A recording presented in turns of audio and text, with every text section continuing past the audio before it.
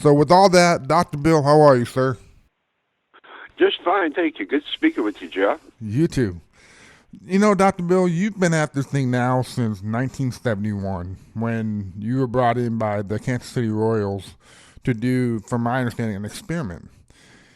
And this experiment started with a handful of guys, with George Brett being one of them. And since then, you started working with a bunch of different organizations and a bunch of college programs. And so, you would be considered a visual performance coach. What? How would you describe exactly what a visual performance coach does? Okay, well, let me clarify one thing. I really wasn't brought in as an experiment with Okay. the Royals, as it sounded, from a standpoint that actually um, I was very impressed in an article I read in Sports Illustrated about the Kansas City Royal Baseball Academy, and they had just finished their first year in Sarasota, Florida, and it was the bright idea of Mr. Ewing Kaufman, the owner. And so I simply wrote Mr. Kaufman a letter. Back in the day, of course, we didn't have the digital communications and so on. Right. I didn't necessarily expect he'd ever read it, but I complimented him because not only because their academy was so progressive, something I wish I could have done when I got out of just a few years earlier, gotten out of school, but also the fact that he was impressed upon selecting players who had three or four characteristics. They didn't have to be baseball players. They had to have running speed. They had to have lateral movement. They had to have throwing arm speed. And he wanted 2015 eyesight.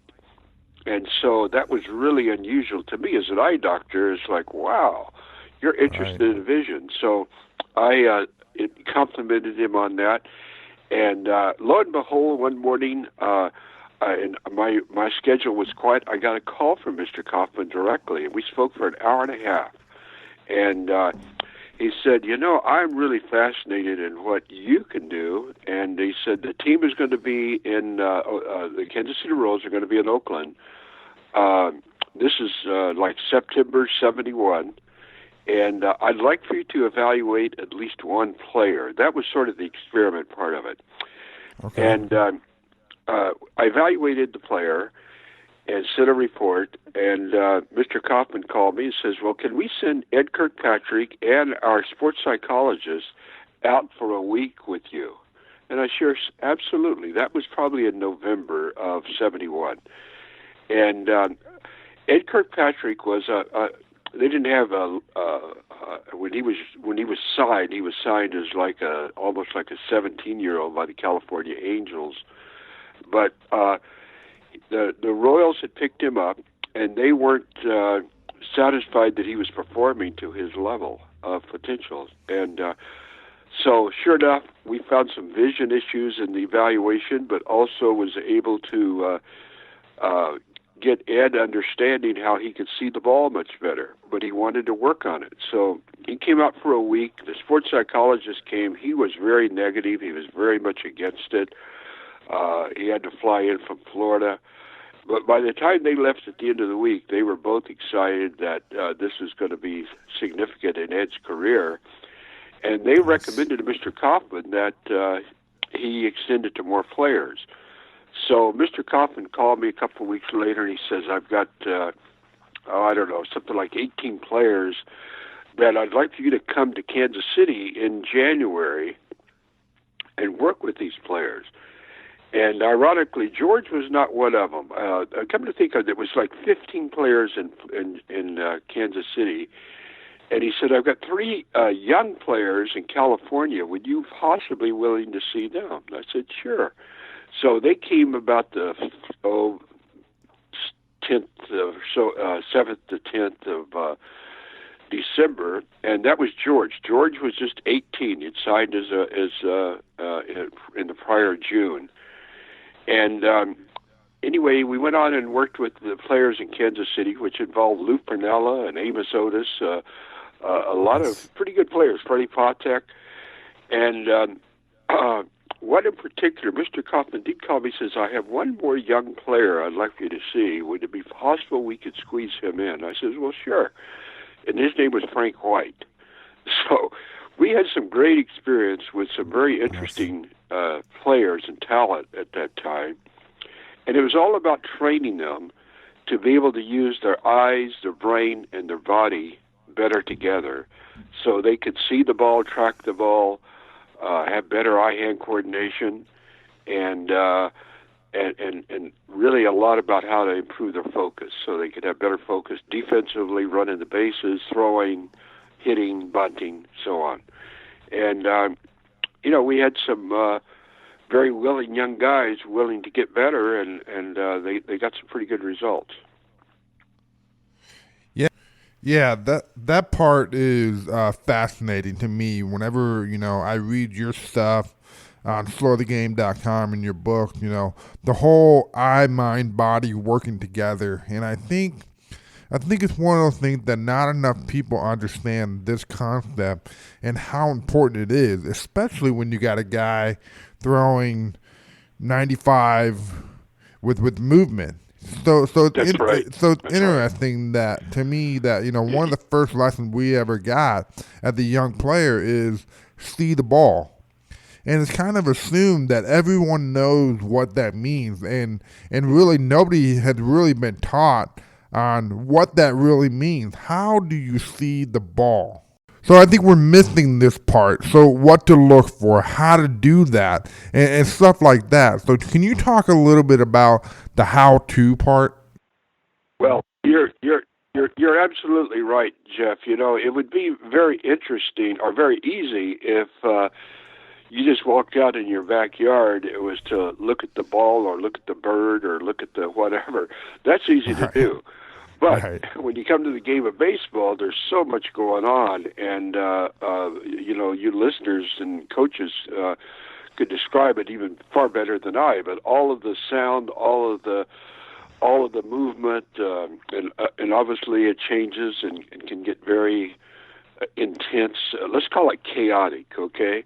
And yeah, it can get very, very chaotic. So how do you do it when it gets chaotic? And part of that chaos is the different kind of deliveries.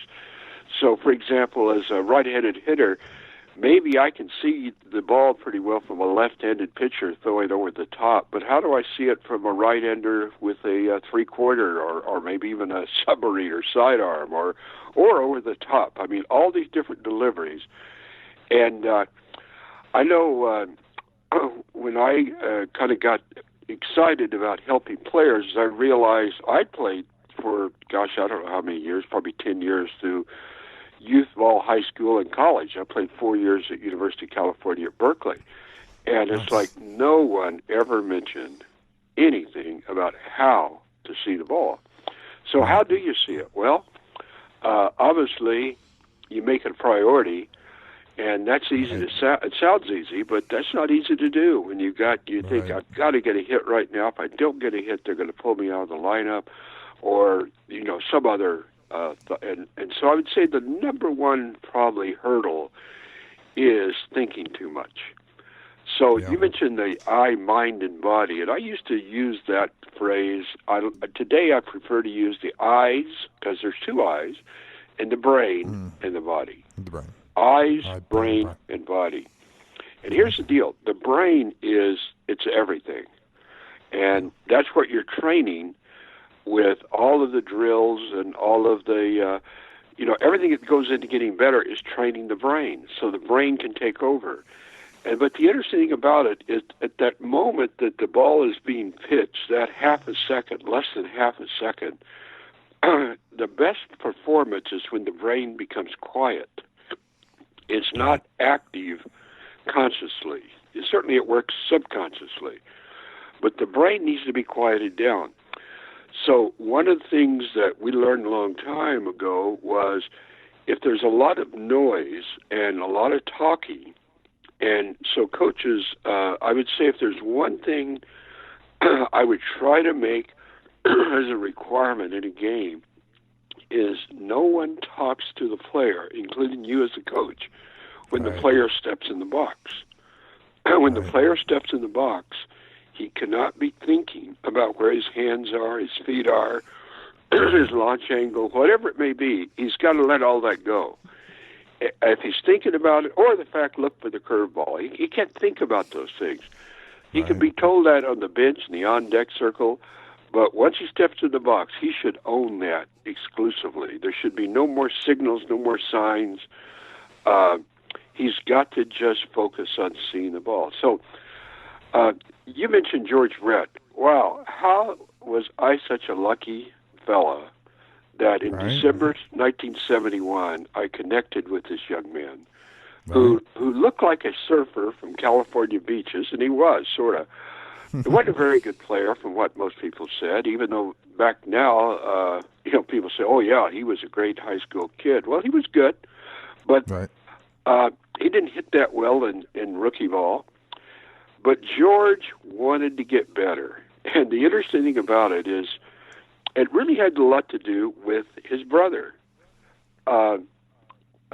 Kenny. Kenny was, 3 years older and had a great career. But he was pitching in the World Series when he was 19 years of age. I don't think George ever wanted to be a pitcher, but he wanted to be a better hitter than Kenny. Kenny was a pretty good hitter. And George wanted to do everything he could to get better. So he took my recommendations. You know how you get players who will really listen to you, and I mean, I'm so fortunate the first player was one who really listened. And he made seeing the ball as a priority. For example, after each pitch, and I think this is something that every player today needs to be taught, George had one thought: how well did I see the ball? That's after each pitch. Now, if he hit the ball, he wasn't that concerned about. But if it was a pitch he popped up, or he took the pitch, or he swung and missed, which he didn't do too often, how well did he see the ball? Now, in doing that, he learned that when he took a pitch, he really saw the ball well. As a matter of fact, if he took a pitch 3-0, and after that pitch, it's like, oh, why did the coach have me take the pitch? It looked great. I remember seeing that ball come around the pitcher's hand, and it slowed down, and it just looked like a beach ball for me to crush. Well, that was his standard. That's what we today call a 10. In other words, you saw that ball a 10. And we like using numbers to quantify it. We didn't do that so much with George. It was more just how well did you see the pitch. Now, if he didn't see the ball well, this is between pitches, he would just simply, to himself, say, come on, George, perk it up. See the ball like you know you can. And then he'd step back in the box, think of nothing. And the one thing we got him doing, and he did it very well, is to get a rocking rhythm. He got a little movement going from left to right, left to right. And the other thing that he did is he looked around on the field a lot. He didn't stare, because he got him to understand is he really didn't need to focus in until the ball was released. He could waste a lot of time and a lot of energy if he did it before. So he stayed real relaxed when he was right, until the pitcher was just about ready to release the ball, and then he really zoomed in. And he would see the ball right out of the pitcher's hand most of the time. And then he would stay with it, because some players, and you probably can think of as a coach and a hitter, it's easy sometimes to see it early and then let it go. No, it's got to be zoomed in all the way, and we can talk a little bit later, but it's about trying to see the ball deep to contact. That deep doesn't mean into the catcher's glove, but it means to contact point. And he knew when it was right, when it was a 10. And he would, between pitches, he would amp it up if it wasn't. And if he did see a 10, even though he fouled it back or took the pitch or whatever, he would just say, okay, just, stay relaxed and let's do it again. Just get him. And he had a really simple, repeatable routine while he's in the box.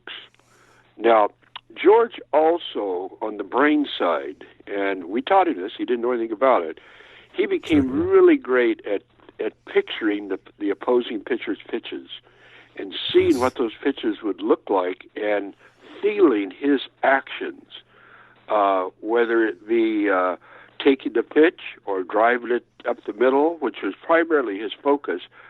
But he would actually he would practice. Besides physical practice, he'd do a lot of mental practice, but it was really visual thinking.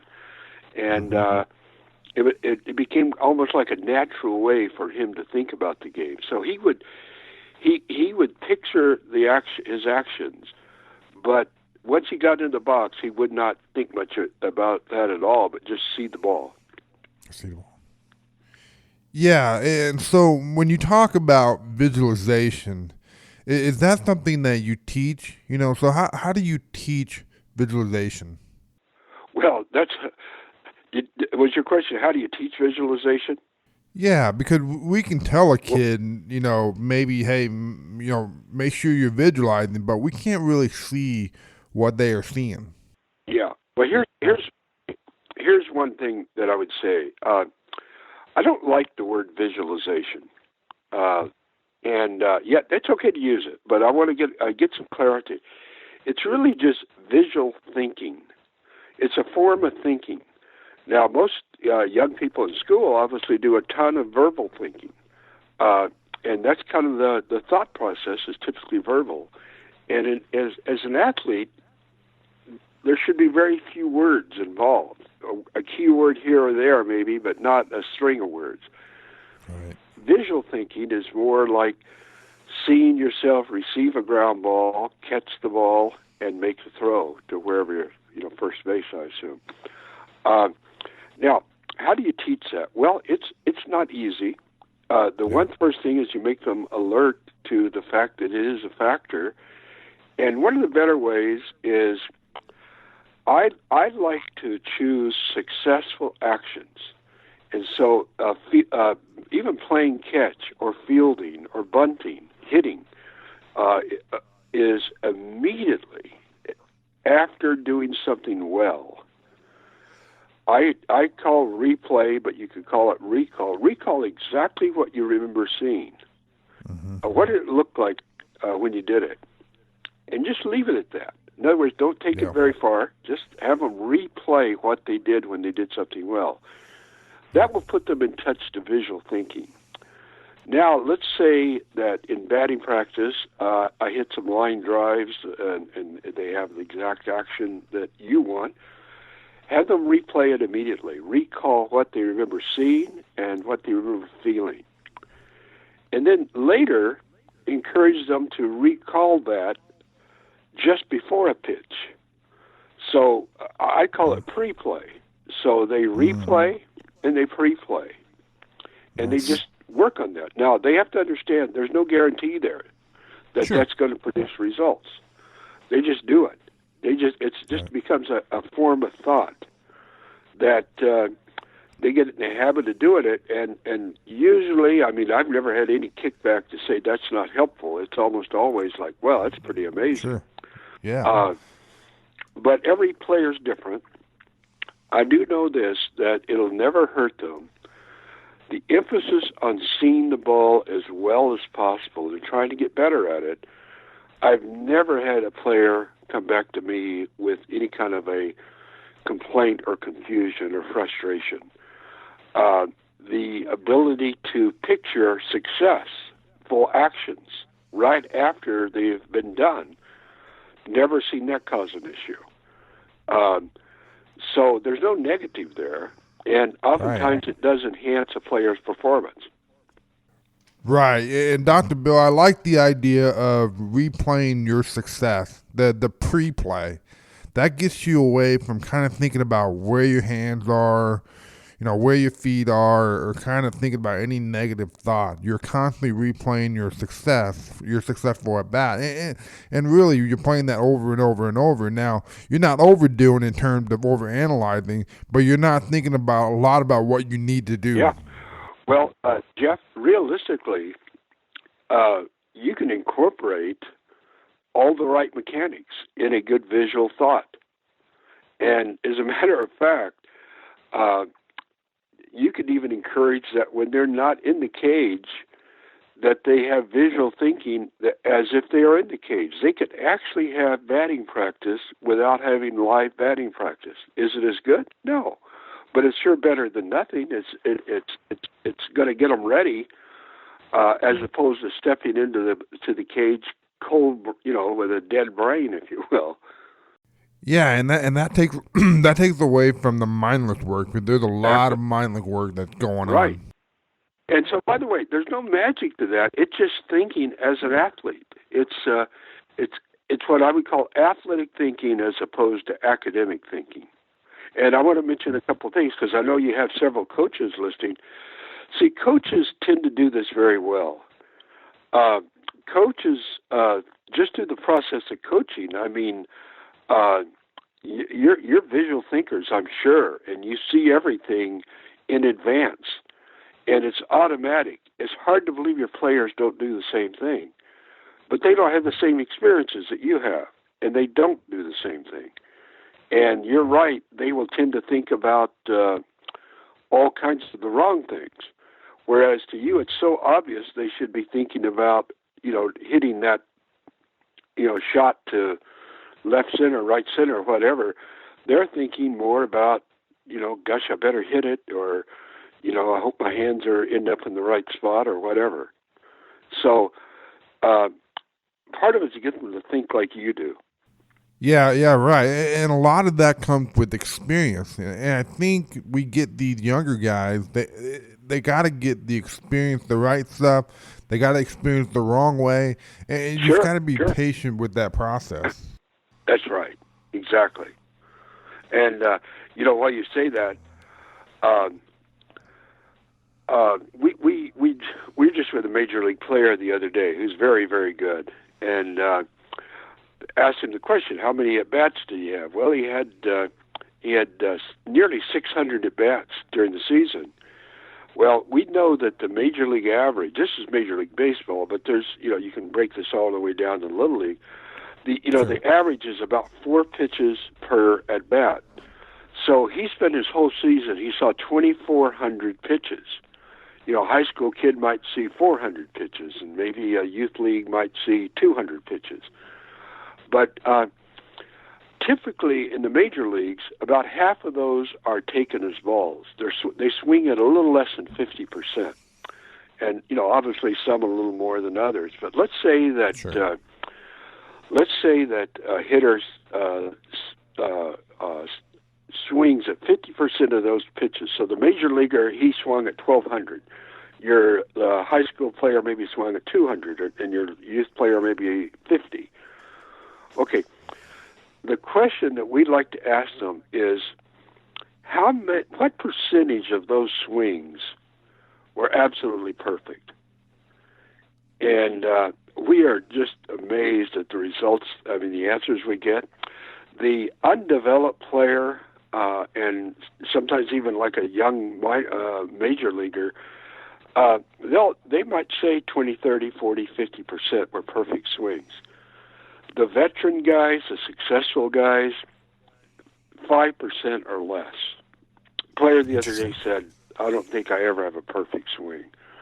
But he says, I don't care. I just, I'm just swinging. I'm not trying to get the perfect swing. But some, are different. They'll strive. Now, the question is, of all of those pitches, say the 2,400 in the case of the Major League, what percentage of those pitches, balls and balls you swung at and balls you took, what percentage of those did you see really well? And, we'll hear a little higher number, but pretty low. Probably 10%, 20%. So the players that we're going to work with, we say, well, look, here's our goal. You're not going to get perfect. It'd be nice if you were, but let's increase by 10%. Let's see 10% more pitches. In his case, 240 pitches next season. Let's see them really well. Let's increase it by 10%. What will that do for you? Oh my gosh! I'll get, increase my home runs and increase my hits and so forth. Well, some will get caught. But that's kind of realistic of a player that is, playing during the season, is to just focus on increasing it by 10%. So, how do we do it? Well, one thing the hitters don't do is they tend not to pay very careful attention to where exactly a pitcher releases the ball. Mm-hmm. Now, for example, let's say we have a pitcher throwing right over the top. And so we can all visual thinking, we can visualize that pitcher out there throwing over the top. But before he throws over the top, he's standing there on the mound. In relationship to his body, where is that ball released? Well, you'd probably first easy to think that he probably releases it 6 inches above his ear or ear level or whatever. Does that seem reasonable? Yeah. Well, most pitchers release the ball armpit high when they're coming over the top. That's because they come down the mound, and at the moment of release, everything is lowered. Now that we think about it, it's pretty easy to realize that. But we all tend to look too high. We look over the release, and we adjust to the ball, but we don't pick it up immediately. We pick it up later. That's interesting. Yeah. So, on deck circle, one of the key things that a guy needs to do in the on deck circle is really see where that guy's release zone is in relation to the height of his body and, of course, off to the side or out front, so that when he's hitting, he knows that's where he's got to get his attention, to that release area. But you're not going to do it right if you don't know what it is, because here's the other thing, Jeff. Eyes are designed, this is the way the brain works and the eyes work, is to see motion and movement in peripheral vision. So the eyes tend to react to, the glove or to the front leg or whatever, or obviously if a second baseman or shortstop is moving or a base runner is stealing, the eyes tend to go to that. They don't tend to go to the central area. And they can, and that's what you want. You want to keep your vision centrally focused. And to clarify on that, there's really like two different types of eyes. And one is peripheral vision, where you see everything, but you don't see any detail. You just see movement. You see a flash of light and you see movement. Or central vision. And there's parts of the eye that allow for central vision. They're very narrow. It's a very small area. But the times that you've seen the seams, you've seen the direction of the seams, you've seen the rate of speed of the seams, that's when you've used central vision. And so I ask you, when you think back as a player, when you saw the seams spinning, the direction they were going and the rate of spin, how well did you see the ball? Yeah, honestly, as I think about it, probably not as well as I could have. I got better as I got older, but I still don't think I really, now that I'm thinking about it, I really don't think I understood what was supposed to be happening. But you didn't see the spin, is what you're saying. Not as consistently as I probably could have, had I known. Well, let me see. See, that was very basic. You could have been taught how to see the ball spinning, the direction of it, and the rate of spin. It would not have disrupted you mechanically. It would not have hurt you in any way. It probably would have helped you. Now, that doesn't mean you weren't successful. That doesn't mean you still couldn't hit. Right. You probably hit the fastball really well. Yeah, I hit the fastball really well. But maybe certain off-speed pitches you didn't see. You didn't have that information. Yeah. So part of using the eyes correctly, like how to see, is there's a lot of information. Do you process it? No. Or how do you process it? Or would it be better if you did process it? And today, like in the major league, they're starting to throw a lot more spinning pitches. And if you can see the direction of the spin and the rate of spin, in addition to the trajectory of the ball, now you know whether that ball is going to be in the zone, has a chance of being in your hit zone, or if it's going to be something that, if you swing at, you're going to end up chasing, because it's going to be in the dirt or wherever. Mm-hmm.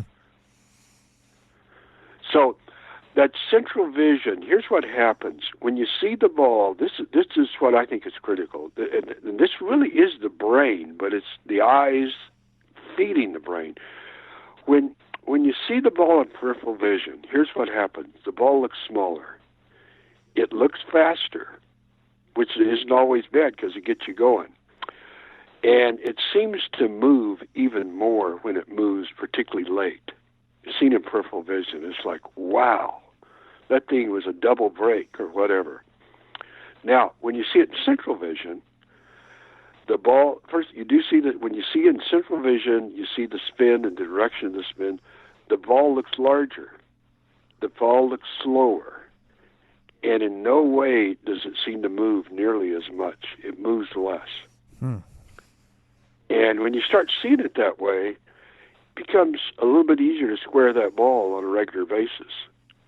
Now, give you a case in point. Let's say you played a game, and the leadoff, your number two hitter, leadoff hitter goes up, and boy, he just gets worked over on the first 3-4 pitches. And he's coming back to the dugout, you're walking out, and he says, that guy is nasty. My gosh, I couldn't, the guy is really tough.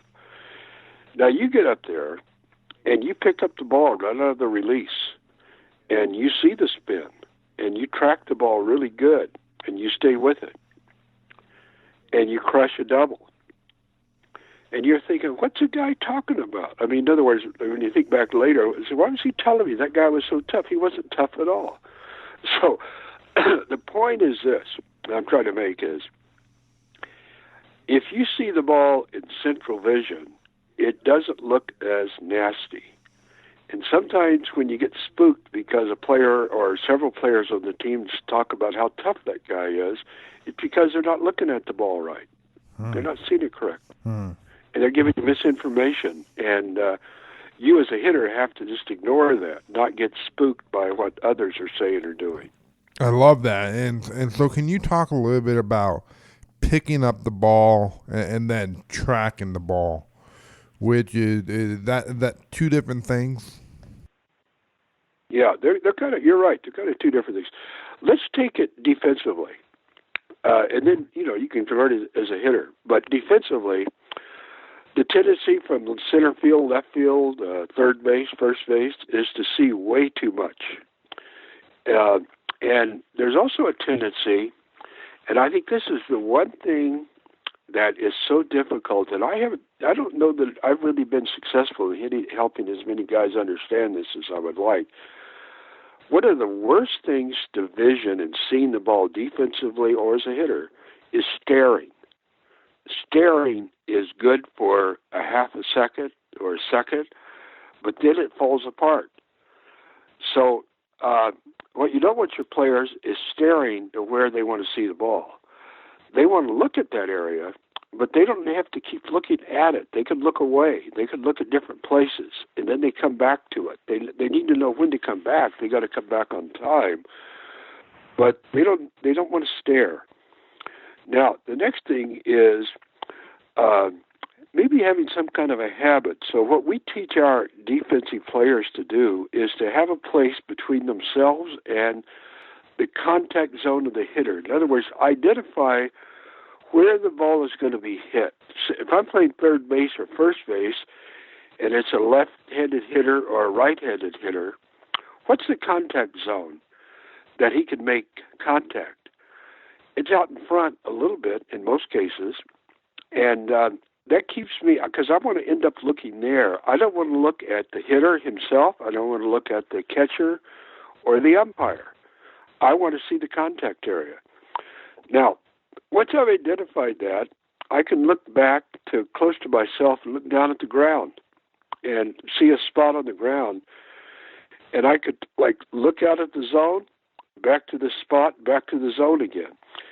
The interesting thing about it, now this may sound a little bit strange, but if you have a specific spot and you know where you're going to look, and you've already been there, if you look away and look back, when you look back the second time, you see better than you did the first time. So it's like you need to preset your focus point, have a spot to look away, and then directly back to the area. So in defense, see, I'm not a big fan of on defense of watching the pitcher very much. You watch him, but at the time that he goes into motion, you do not need to see the pitcher. You do not need to see the pitch in your central vision. You need to switch your eyes ahead to the contact area, so you get to where the action's going to take place, and you'll see the ball right off the bat. And as a result, you'll react effectively. Dr. Bill, to continue in on the conversation on picking up the ball, I think a lot of people are not aware of what they're trying to do. And I'm trying to reflect back on when I played and whether I spent a lot of time trying to watch the pitcher or if I spent more time, looking closer to where the ball would be released. And so maybe there's a level of awareness that needs to take place for hitters to understand kind of what they're looking at. Yeah. Well, that's exactly right. It's kind of like, where do you get the most benefit? Do you need to see everything? No, not really. Right. You need to be aware of everything, yes. But what do you really need to zone in on? Because you really don't zone in very long, and you need to be there at the right time. Right. I mean, let's think about this. Each pitch is a half a second, right? I mean, it's less, 0.4, 0.38, whatever. Half a second. Right. And this major league player that I mentioned had 24 at-bats. Well, half a second times 2,400 leaves you 1,200. Anyway, if you do the math, there's just only a few seconds in a game you really need to be paying attention. But those have to be, ideally, really extremely good. And you need to be at the right place at the right time and not waste out stuff that's not helpful. Yeah, I like that. And now I'm kind of thinking from a pitcher's point of view. You mentioned not to stare. Right. So how does a pitcher who is perceived to be staring, versus zoning in at the right time? Okay, that one's a good one. And I will tell you, there are individual differences, but a lot of pitchers, well, let's look at it this way. What is it? Let's take it when the pitcher is in a stretch with the man on second base. This pitcher has to identify their target, their area they want the ball to go, I mean, a finite area. But they pretty much have to look away, to check the man on second base. And then they start their action. They may come back around, but then they start their action pretty quickly. And then they can stay focused on their target the rest of the way. Now, to me, that's what they ought to do when they're in the windup, which is they, hopefully throw most of the time. At least they practice that way. And that is, they don't need to keep staring at their target throughout their delivery. It's perfectly fine to look at the target, and then as they go into motion, raise their leg to look down at the ground, and then to look back. The eyes should lead the action, but they don't have to stay focused on the target throughout. Does that make sense the way I've said it? Interesting.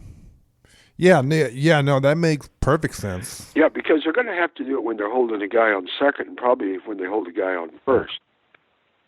So here's really one of the things that's in baseball in general is keep the eyes in motion. Keep them moving. Let them move. But you want to make sure, and I guess it really kind of goes back I should go back to step one, and that is every player, no matter what they're doing, defense, running bases, hitting, what is your task at hand? What is your real task? Because that tells them what to focus on. And a lot of them don't know really what their task at hand is. I would say as a hitter, I mean, I've asked this question to thousands of players, and it's good to ask them. When you go in to hit, what's your task? Oh, it's to get a hit. Oh, it's to drive the runner in. It's to, hit a home run, whatever. No, that's not your task. That's desirable. I mean, usually they have good things, but that's their goal. What their task is to see the ball really well, make solid contact, or take the pitch properly. In my opinion, see the ball really well, make solid contact, or take the ball properly. Now, pitching, what is my task? My task is to throw a quality pitch to a specific target.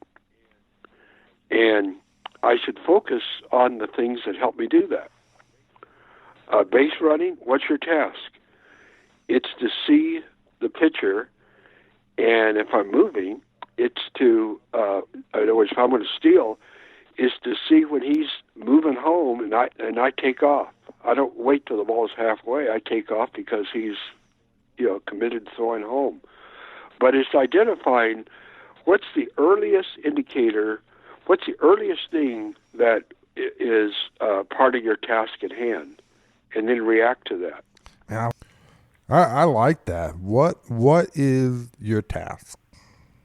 Well, yeah, it's automatic. I mean, and the thing is, they might because you get so many variable answers. It's amazing, and someone might have a pretty good idea. So just say, well, but usually what they're focused on is their goal. I mean, you ask them what their task is to throw a strike, or is to hit a line drive. No, that's your goal. What's the task that allows you to accomplish your goal? I like that. So Dr. Bill, let me ask this. You got a guy that says, "Hey man, I got great vision. I've got 20/20, 20/15. The eye doctor says I'm good." But what they don't realize is that they're the difference between sitting in a chair and the ball moving 90 miles an hour, and you got to focus and their depth perception and all that stuff. So being able to see letters in a chair is not the same as hitting a 90-mile-an-hour fastball that moves. Right. Well, it's a lot more complex. I would say this. If you have a player that's not, responding to your coaching and not performing well, I would make sure he has at least 20/20 eyesight, equal in each eye. In other words, it's desirable that it's equal in the two eyes. Right. And I'll explain why in a moment. Now, ironically, this may sound a little complicated, but I'm not a big believer in dominant eye. Dominant eye is not a dominant eye. What it is, it's the aiming eye. So a dominant eye, when it's been determined by any player, by any doctor or whatever, it's the eye they aim a gun with, they aim anything with, and it's not necessarily their dominant eye. The dominant eye is determined by the brain, and it's possible I might aim with my right eye, but my brain pays attention to my left eye. And so here's a complicated understanding, but those players with the best eyes for baseball, their brain does not have a preferred eye. It uses both eyes. And both eyes feed the brain, and when they feed the brain correctly, that's when they see slight changes of velocity.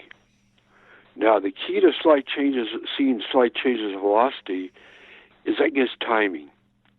That gives visual timing. And it gives them natural ability if you can see the slight changes of speed of pitches, because even if a pitcher doesn't intend to change the speed, but they hold the ball a little differently from pitch to pitch, there might be 2, 3, 4 miles an hour difference of a pitch, even though the pitching motion looks the same.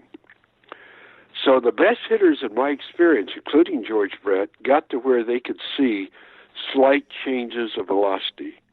And they were known for great timing, and I could mention a number of players of this type. Most players, on the other hand, in other words, the majority of players, their brain does not pay attention to both eyes simultaneously. It might be 20/20 in one eye and 20/20 in the other eye, but the brain has a part of the decision-making here, and it says, I just habitually don't like to pay attention to my left eye if I don't have to. And then this hitter becomes a one-eyed hitter. Now, there's many. And these one-eyed hitters can become very good hitters with great mechanics. And they hit the fastball quite well. Not necessarily the superior fastball, but a good fastball. They can become very successful. This guy might hit a ton of home runs and a lot of RBIs, and he might be a very, very good hitter, but he's purely a fastball hitter. And he's not very good at breaking pitches or off speed or slight changes of speed. That's a hard one. Not many eye doctors know how to identify what I just described, and therefore it's very difficult to say carte blanche, here's what you do. But you can do it as a coach. You can know this guy is really great. If we're getting fastballs, he's really right on time. But if we have a guy that might not be a very good pitcher because his release points are not good, are not consistent, and this really good hitter doesn't hit that guy, or the guy that throws the change, which obviously a lot of guys struggle with the change. That is really based on how well the brain uses the two eyes together. And this is not meant to be self-promotion, but I do believe we in our company called Slow the Game Down, which is online under www.slowthegamedown, we have products that are trainable, training products that can train that ability to be better. And even George Brett wasn't very good. But George followed our training, and he got to where he could really use the two eyes together and therefore be able to see slight changes of speed, and his timing was impeccable. Nice. And for the people that are listening, I think it's important for them to understand that not any old eye doctor can pick the things up. You know, the doctors like Dr. Bill, who's one of the best, if not the best, at being able to help specifically baseball players detect whether they're using their eyes correctly and whether their eyes are kind of giving them a chance. And really, everyone can improve, but to be able to detect whether your eyes are working and allowing them to be the best that they can be. Yeah, we actually see players who are like better than 2020. They may be 2015, they might be 2010. The actual vest is remarkable. It's like they're 28. I mean, these guys can see like eagles, but their brain can't use the two together. Now, let me mention a couple things. First of all, players want the best shoes, they want the best gloves, the best bat to go along with the best instruction, and all of that's great. And obviously, they're remarkable in their ability to really get their bodies stronger and more flexible and all those things. The same thing is with the eyes. There's certain things with the eyes that can be improved. And one of the things that you asked earlier about, you mentioned earlier about not all eyes are the same. Well, one is visual reaction, seeing how accurately, not necessarily how clearly one sees something, but how fast they see it, and how fast they're able to transfer that into their feet, into their hands. So it's all part of reaction time, and it's improvable. Right. Some people are naturally incredibly good, but almost everyone can get better with a little bit of effort. So that's kind of been our orientation is, we don't know you're going to be the best in the world. The best player I've ever evaluated, and I never will forget, was Barry Bonds. Barry had amazing visual capabilities. I remember finishing with him one long day, and the general manager of the team, Sid Thrift, I'd seen a lot of players of the Pittsburgh Pirates, and this is 1986. And he said, was there anything that stood out? I said, well, and honestly, most of the players weren't very good. I said, there's one that was absolutely amazing. And he said, who's that? I said, Barry Bonds. And before I said that, though, I said, I know he's got amazing vision, comparable to Tony Gwynn, uh, George Brett, Hal McRae, Rod Carew. But I said, this player, I don't know how good he wants to be. I said, if he wants to be good, he's going to be phenomenal. He said, who's that? Barry Bonds. Wow. Well, I didn't know that I was that much of a Right. forecaster, but I think Barry, besides being physically, mechanically maybe the best Right. hitter ever, he was the best visually. I mean, he was better than George because everyone knows, he could see pitches, recognize them, take them, and never pull the trigger until he saw the pitch he wanted. I mean, he was the most disciplined visually and mentally and physically. Even if he never hit home runs, he was amazing. Yeah, I wanted to ask you about that. And so, what was it? What was the key? What the shape of the eye matter? I mean, what was it that made you say that this is the guy? Okay. First of all, if I had to take one piece, I call it stereopsis, or it's called stereopsis. I didn't name it that. Stereo acuity, which is a high level of depth perception. But related to that is having it not just in good lighting, but in poor lighting and dim lighting. So we call that contrast sensitivity. And some people can see things when it's not very well lit incredibly well, and that was Barry. Some have to have great lighting or they don't see well. That's one of the fallacies of an eye test in a doctor's office, is it's black on white. But in the baseball field, there's nothing that's black on white. There's shades of color, shades of gray. And some people don't do so well when that occurs. Barry could. Now, the other is, it really is, even though we've talked about all these things, it's really about how the eye muscles work. Yeah. There's 7 muscles on each eye. And almost every person, the 7 muscles work really well. Almost everyone. But using the 2 eyes together, the 14 muscles, a lot of times there's something that just isn't right for one reason or another. And it can be identified. It can be almost always resolved. And, Jeff, if I may take this moment, I've been so fortunate. Truly, there was very little in 1970 about how to get the eyes better to be a player, to be a better performer. We had to work our way through this. But here we are, quite a few years later, and I've learned a lot. I keep learning every year. And one thing I'm going to tell you I've learned, I wish I'd have known a long time ago, is all of this that I'm talking about is predicated on a healthy brain.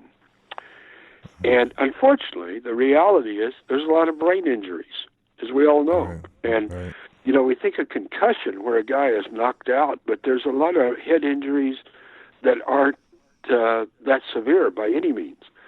And almost everybody, they shake it off and they say, well, I'm okay. And they may go to the doctor and the trainer and go through the concussion protocol and say, yeah, you're fine now. Or, take a week off. We'll test you again 2 weeks. And you're fine. You've passed the concussion protocol. But I'm here to tell you, most of the guys who had a head injury and gals who had a head injury and had to go through the concussion protocol, their eye muscles and the visual centers of the brain do not work properly for quite some time. And some never until they go through some very rigorous training to get it functioning correctly. In almost all cases, they can recover. They can even get better than they were before. But a lot of times it takes specific training. So there's a lot of complexity in this game, and that head knock can occur, sliding into second base and getting hit, hitting the head on the knee of the second baseman or whatever. Right. And sometimes they're not reported. Right. But this is why it's so darn complex. You can have a player doing everything, performing well, and then it's like they're not the same player again. And sometimes these hidden factors contribute to it. Yeah, there's a lot of things that come into play, and we're learning more every time. And the brain is definitely a big part of that.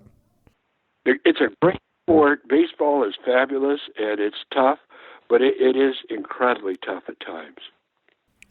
Yeah, and going back to Barry Bonds, this is something that Barry actually worked on this stuff, Yes, he and did. and Yes, he did. He and, and as someone from the outside, we see them take batting practices all the time. We see them work on their mechanics, but there's a lot of things that we don't see. And vision training is definitely something that we don't see these guys do very often. No, and you're right with Barry. Barry was unique more than just about any athlete. He wanted to be he wanted to assure that he was clearly the best at this. I mean, at that, whatever it was. He wanted to be the quickest one to tell time. He wanted to be the Yeah, quickest one to do anything. He had this competitive nature, and I don't know how you train that. I sure. mean, genetics were probably part of it. Uh, but yeah, he was unusual. Now, let me mention another thing. I've had a few players who had like extraordinary eyes. I've told them, uh, and my most of my experience is with professional guys. So I do see college players and high school players through the Sure. years, but most of them have been professional guys. And occasionally, I'll see a guy and I'll say, "Oh my goodness, he's exceptional," and they never ever perform well. Now, why? Well, I think there's a couple of reasons. One is I think the most of the non-performers think too much, and they're thinking it's like driving down the highway. They're thinking about everything in the world, and they don't see what's going on the highway. They miss their turn. Uh, they forget to stop Yeah, and pick up something. I say that everyone that's yeah, still listening has had that experience where your eyes are open, they're looking straight ahead, they're capable, but right. the brain is elsewhere, and you don't see. And I think that happens to a lot of players who really have phenomenally good eyes, and so thought stoppage, getting them to get to where they don't think, Hmm. is a real critical step. The other, some of them are just so natural. This is a wonderful guy. I mean, he's a great guy. I remember seeing Adam Dunn when he was about 20 years old. Cincinnati Reds. It was about 1996.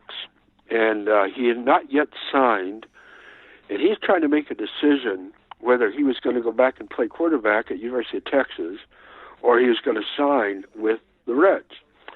And so Jim Bowden had me evaluate Adam. I remember upstairs in the clubhouse, and when I was finished, I went to Jim Bowden, the general manager. I said, "Give this guy the key to the city. I mean, he's Barry Bonds. He's whoever he wants to be."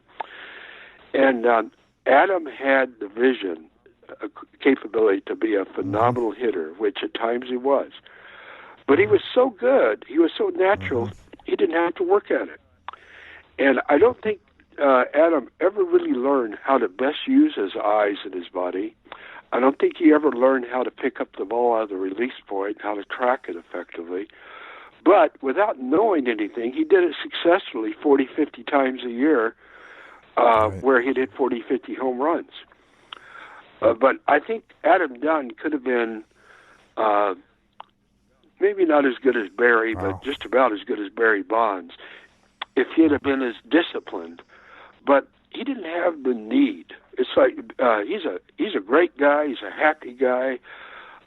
He really was very successful, and he didn't have the burning desire to be great like George had the burning desire to be great because Right. he wanted to be better than his brother. And Right. Barry, I think, wanted to be better than his dad. So sometimes there's issues that impact whether they get the most out of what they're capable of. Yeah. So when you look at today's game, the strikeouts are getting up there. The pitchers are better than they've ever have. Uh, um, you know, so we're not used to seeing this type of velocity and this type of pitching. What are your thoughts on today's game? Well, a couple of things. A couple of things to this. I have no problem with the great emphasis on refining mechanics and some of the things that have been learned. And I don't want to pick on one element, but obviously the common term in the last couple of years has been launch angle. But I think some of these capabilities have to become natural. And if a hitter is up there thinking about getting the right launch angle, or that on a swing he didn't have the right launch angle, he's probably not going to have his focus on seeing the ball correctly. So they can be a distraction. They can get him off course, I guess is what I'm saying. That's one thing. The other thing about today's game is I'm not over impressed with the pitchers' velocities. Yeah, they're throwing fast, they're throwing hard, but in fast pitch softball, and particularly on the men's game on the international level, hitters have less time to hit a ball than our Major League Baseball players have time to hit a ball. Because it's all about time. It's not velocity. It's how much time from the time the ball is released. And those balls are hittable if you see the ball really well. One of the players that I've enjoyed working with many years was Mike Sweeney with the Kansas City Royals. And Mike, I can't tell you exactly the year, it wasn't, but about 5-6 years ago, was picked up by the Philadelphia Phillies. Now that I think about it, it might have been 7-8 years ago, but whatever it was, it's picked up by the Phillies in the final month or two of the season. And I remember he was like 38, I believe at the time, 37, and he hit. My mind slipped here. The fast pitching closer from Cuba. Chapman, 102 mile an hour fastball in the playoffs, and here's the 37, 38-year-old guy that hit a rocket off of him. It's doable, but he had to see the ball really well. It's really demanding on seeing the ball exceptionally well. So with increased pitching velocity, hitters have got to get more solely dedicated to seeing the ball. They cannot be thinking and they cannot be feeling their body. They got to go on natural capability, and they practice all of that so it becomes automated, if you will. When we were talking earlier, you talked about the guy that you saw the other day, and he felt like he saw the ball good 10% of the time. What is, and obviously you might not get to the point where you see the ball well 100% of the time, but what is... Right. Well, you know what? Let me say something. If that was the emphasis when you were 5 years of age, 6 years of age, 10 years of age, 14, 18, 20, you might get pretty close to it. Yeah. You might get pretty close to it. The problem is all the emphasis on all the other stuff makes it less than important. And if you make it important, and here's why it's important. I'll guarantee you, if I were to play today, I would make it number one critical issue for me. Yeah. And here's why. If I can see the ball coming out of the hand, and I can, if I see the ball coming out of the hand, I probably will never get hit and hurt. It's going to protect me. If I see the ball coming right out of the hand, I see its trajectory, and I know whether I should be turning away or what I should be doing. So I think that these kids we get them out there playing Little League and other youth league playing, they don't know how to see the ball, and I think a lot of them are just scared because they have no idea where the ball is coming from. And rightfully so, they probably get hit. So from self-protection, I think hitters ought to be taught how to pick up the ball early. Yeah, I agree, Dr. Bill. And something that, since I've been coaching, that I get better every year, that I learn more, that this has to be a big focus. The seeing the ball and the timing, they kind of go hand in hand. And if we see the ball, then it improves our timing. And then the swing is the swing. At least we have a chance if we can see the ball and time it. And there's a saying that a bad swing on time has a chance. Well, let me give you one thought here. I have a fellow brought his two sons to me. They're 13 and 11. And he does a great job training them and getting them trained. But the 13-year-old is very gifted. He's got very good eyes, and I have no doubt that he should be continually successful. The 11-year-old is an exception. He might even be a better athlete. But eye-wise, he's one of about 1%, maybe 2% of all children, all people who have a nerve issue with the muscles of the eyes that heretofore no doctor knows how to train. I mean, I don't know how to train. It's a nerve. It's even hard to identify, but the nerve is not working right. Therefore, the muscle doesn't work right. So here's what I know about this kid. He will never be able to see all pitches, breaking pitches and change of speeds, and have any kind of timing. He can be a great fastball hitter, and that's what he needs to learn is my eyes are geared to be a fastball. That's all I can do. Now, so what does that mean? Then he better get very good at recognizing the pitch early. He needs to recognize the pitch coming out of the pitcher's hand. So if it's fastball, he's on time and he's there. But if it's something else, he's already in the take mode because he doesn't want to be chasing off-speed pitches because then the opposing coaches are going to take advantage of him even more so. If he takes and spits on that changeup or that breaking pitch, it's like, well, I don't know what I'm going to do with this guy. And now they throw him a fastball and he hits it again. So the guy that can only fundamentally see the fastball, he needs to really be good at fastball recognition and the ability to take every other pitch. And he'll have a better opportunity to, I'd say at least through high school, being able to be competitive. Might get tougher in pro ball. Probably will. I have not seen a player in pro ball successful. I've seen a couple, but I really haven't had any real successful that have that type of issue. They kind of get weeded out. What's your thought on video games?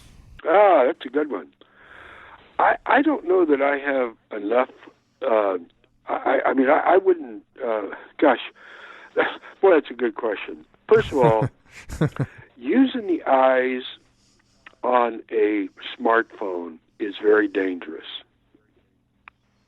Okay. That's got to be a shocker. And there's a couple of reasons. One is the focus up close is not what a baseball player should be doing a lot of. They can do enough to do their studies, but they shouldn't be locked in up close on a video game hours on end. And there's some damage to the vision that can occur, some of which can be resolved, but some of which can't. The biggest problem is, and this is I could probably talk an hour or two on this, blue light is what makes a flat screen work, which is a smartphone or a tablet or a flat screen TV or a flat screen computer.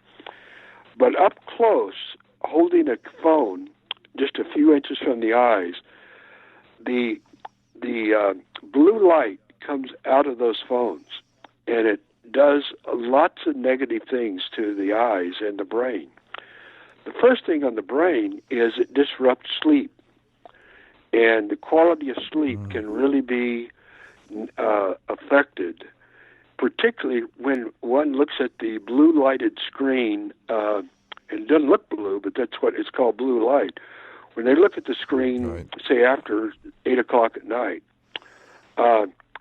they may not sleep well at all, which then lack of sleep can influence their performance. It can certainly influence the way they practice because they're tired, they're lazy. But the blue light in the bigger picture can burn cells in the central vision, we call the fovea. The fovea has what are called cone cells, and it has tons of them. I mean, I forget 7 million or something like that. But they can get altered by blue light permanently and never recovered. It doesn't happen overnight, but it certainly can happen over X amount of time. And the irony is, it's more dangerous the younger one is. If they're 20 years of age, it's not quite as dangerous as it is for a 10-year-old.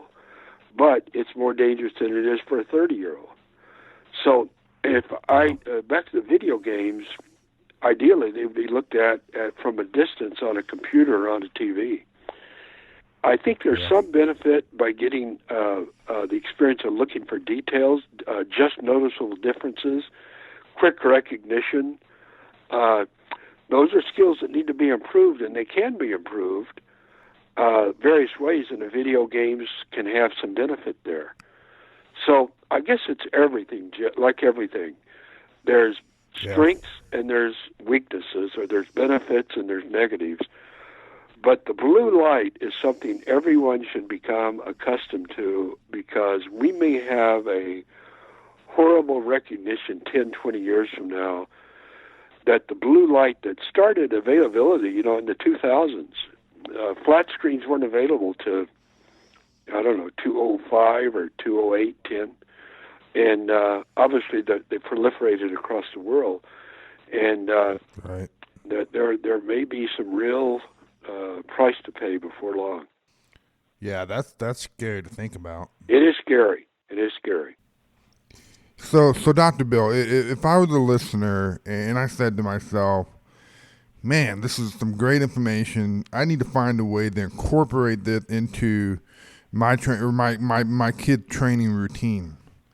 How much time, because everybody blames time as the reason not to do something. So how much time should be dedicated to the vision training to have an impact? Well, let me say this. I have a little different bias in that, and it'll tell you what it is. First of all, please understand, a little bit of knowledge is a dangerous thing in just about everything. Right. So I can think I know how to teach hitting or pitching or base running, but I don't have enough knowledge, and I actually do more harm than I do good. And the same thing is on training the eyes. A little bit of knowledge can be dangerous. Now, I've been at it too long to have enough energy to fulfill what I'm going to describe. But there needs to be coaching clinics, and there will be coaching clinics, so that some of this knowledge can be increased dramatically. Not just discussed with what I do here or picked up in a book, but really get some hands-on experience. Mm-hmm. My partner is my son, Ryan Harrison. He's worked with me for 20 years with lots of major league clubs and a lot of colleges. And he does train players primarily, but he will train coaches and expects to have certifying clinics where coaches are certified on how to do the training and how to get the best results, what to do, what not to do. Mm-hmm. So information on that can be attained through slowthegamedown.com or Slow the Game Down on Facebook or Instagram or Twitter, Slow the Game Down. And he'll be making announcements of the availability of those, some on the West Coast, some around the country. But I think that starts with the coaches. Now, the next thing is, I think if it's no more than 5 minutes a day to a player, they should develop something on seeing. So what I would do is, if depending on the way I have my practice workout or whatever, I think hitters need to stand in the bullpen and see pitches a lot more often from close up. Now, they don't have to be in the batter's box if the pitcher's wild. Even if they get behind the catcher and get in a hitting position or get behind the screen and just work on seeing pitches, they'll get better. Hitters do not see enough pitches. They just absolutely, we're expecting them to hit in games, and they don't have much experience of seeing pitches. They need to see a lot more pitch balls, and they'll get better. Even if they don't know exactly what they're doing, they'll get better. They need more. What about a machine? I don't know. It's better than nothing. Yeah. But I'd rather see it live. Yeah. Let me give you an idea. One of the things that is not utilized enough is working on seeing the ball playing catch. Yes. See, when you play catch with a partner, you ought to see literally where the fingers are on the ball as it's released, Right. and how the ball is spinning, and the direction of the spin, the rate of spin. Yes. And all you do is playing catch, and you're not trying to get a hit. Yeah. Yeah, I agree. I love that, and I always, I used to always ask our catchers, man, you guys see more pitches than anybody. Why do you not use that time to work on picking up the ball and working on it? Even though you know what's coming, that's probably the best scenario, that you know what's coming. Then now you can work on kind of seeing the shape and seeing the pattern. So let me ask you this, Jeff. How many times do a catcher get a foul ball to the mask? Yeah, I see where you're going with that. Well, that's a head injury. And just so you know, some can tolerate more than others. Right. But you never know who can't. Yeah. So now they don't end up seeing as well. They might see well enough to still catch, but maybe not well enough to hit. Now, while we're on this, how many umpires get hit direct in the mask with a foul ball? There you go. Huh. How well do they handle it? Yeah. Most of the umpires are not, because of their vision and their brain, might not be as in good enough position to handle that knock as well as a catcher. Yeah. But they're both influenced. Yeah. I hadn't thought about that, but that's a good point. Yeah, well, I know it hasn't been thought, and I didn't through the years think about it until more recently. Yeah. And so Ryan Harrison actually is training NCAA softball umpires. Nice. And it's amazing how well they don't see the ball. Yeah. Because they've never been trained. Right. And on top of it, they have vision problems even trying to do it. Right. So would your suggestion be? So lay off the umpire, would you? Darn it. Yeah. Would you suggest that them go learn how to see the ball in the hands best as they could? The umpires? Well, that's important, but it might not be the highest priority. Umpires stop tracking the ball probably 20 feet from the catcher's glove, and they see the rest of it away in the peripheral vision, which is inaccurate. And they need to learn how to track the ball into the glove, and you can do it.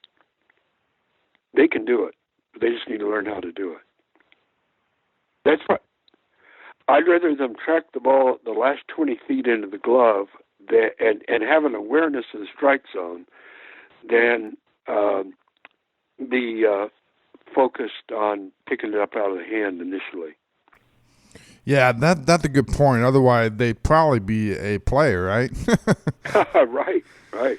But boy, man, Dr. Bill, I learned a lot today, okay. And I hope our listeners got a lot out of it too. Well, I hope I didn't confuse you, Jeff. Vision is confusing. It's very complex. I will tell you this for anyone that's listening. I've been studying eyes for over 50 years. Yeah. And I learn something every year. Yeah. It's like, oh, I wish I'd have known that. Yeah. But you just kind of have to realize it's important and keep plugging. Yeah, I love it. Building your knowledge based on what you see and what you experience. Well, Dr. Bill, sir, I really appreciate your time. Again, I learned a lot. Thank you, Jeff. To all your coaches, I wish you well. You know, being a coach is such an important job, and sometimes it's sort of relegated to picking up balls or whatever, but it really has an influence on young people's lives and can be very, very positive, and usually is. Yeah, thank you again, and have a great day. Okay, well, thank you for talking to me, and thank to everyone that's listening.